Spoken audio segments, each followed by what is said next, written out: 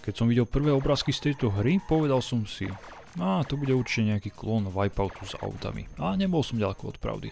Ide o to, že o závody v Mega Race v podstate ani nejde. Cieľom hry je zlikvidovať vodcu gangu, ale len virtuálne ako hlasa moderátor, ku ktorému sa dostanete po zničení alebo predbehnutí niekoľkých jeho verných služobníkov. Ak sa bude show páčiť divákom pri obrazovkách, získate lukratívnu výhru, to znamená hodinky, ktoré vyzerajú ako keby ste ich ukradli 5-ročnému decku z detského domova, ďalej večeru sám so sebou a ešte si ju musíte zaplatiť, potom výlet na ostrov s rozmermi 10x10 metrov v krajine nikoho, obal z knihy Môj život od Lanceho Boyla, či poťahy na sedadlo, ktoré nikdy neuvidíte a iné ironické darčeky. No, vítajte u Mega Race. You just won yourself a prize, Enforcer. Come and take a look. Say, I'd go for one of these myself if I didn't already have a box full. A watch! Now if anybody asks you the time, you'll be able to answer. How about that? Cryo je firma, ktorá je známa svojimi šialenými nápadmi. Zoberte si napríklad túto hru. Sú autormi slavnej interaktívnej adventúry Atlantis The Lost Tales a vtedy hra vyšla na niekoľkých CD, čo bolo šialené. Alebo strategickej adventúry Dune. Ich prvá hra vyšla v roku 91 s názvom X-Days. Mega Race vyšiel originálne na DOS v roku 93 a o rok neskôr sa portoval na Sega CD a 3DO. Vyvíjal sa aj na Amigu CD32, no nakoniec nevyšiel. Pokračovanie vyšlo v roku 96 len na DOS a tretí diel v roku 2001 na Windows a PlayStation 2. Obe pokračovania použili rovnako ako prvý diel pre renderovanú 3D grafiku a digitalizovaného moderátora. Každopádne najúspešnejší diel z tejto série bol práve prvý. Za 2 roky sa predalo 330 000 kusov. Hi, I'm Lance Boyle, and people often wonder if I'm real. Do you ever wonder what it's like to race a real high-performance sports car? You know, like the ones those punk speed gangs drive on the freeways?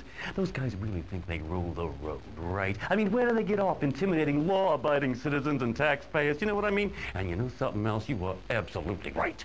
Príbeh sa odohráva v budúcnosti, v ktorej sa hráč účastní show s názvom Mega Race.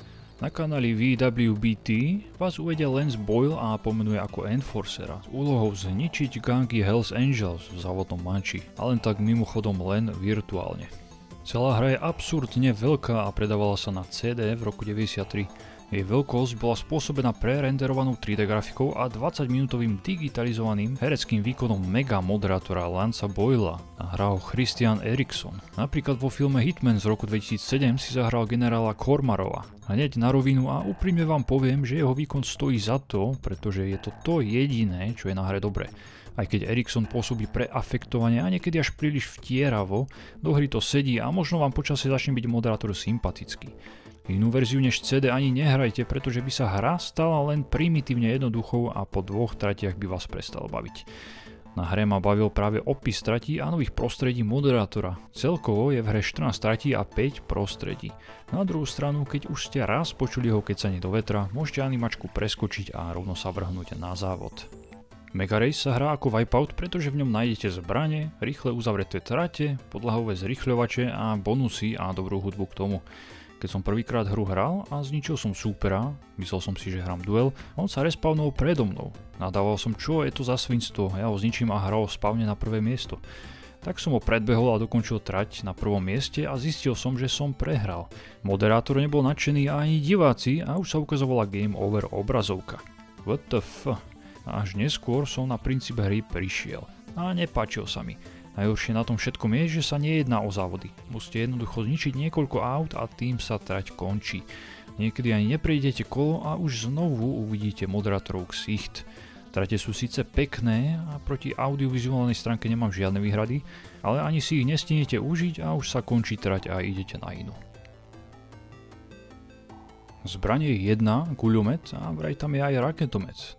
Keď sa vám minú náboje, budete si ich musieť doplniť na trati. Ak nebudete vedieť, ako ich doplniť, nepriateľov môžete zničiť aj búraním. Na radare budete vidieť ich život, no vyznať sa vo svojom hade je naozaj oriešok.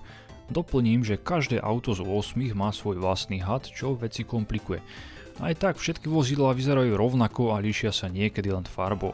Napríklad posledné 4 sú takmer identické. Všetky auta sa riadia rovnako a majú rovnaké zbranie, tak nevidím dôvod, prečo si vybrať iné auto než prvé. Na druhej strane nebudete sa vedieť vyznať ani v podlahových bonusoch.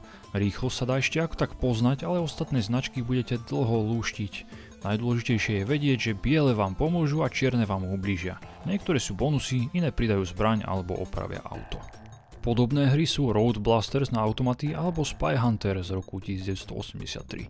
Ak si chcete Mega Race kúpiť dnes digitálne, prvé 2 diely sú na Gogu spoločne za 5 eur a tretí diel sa samostatne predáva za ďalších 5 eur.